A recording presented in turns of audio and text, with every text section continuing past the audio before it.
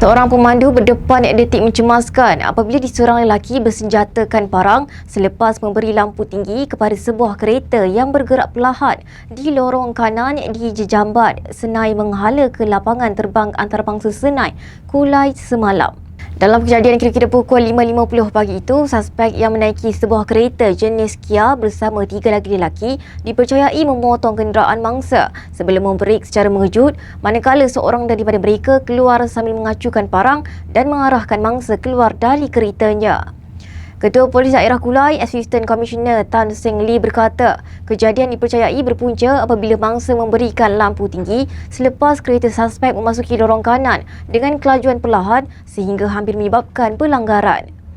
Beliau berkata polis menahan dua lelaki tempatan di beberapa lokasi berasingan kira-kira pukul 7.10 malam pada hari sama serta merampas bilah parang bersama sarung, kunci kereta Kia, telefon bimbit dan pakaian yang dipercayai digunakan ketika kejadian.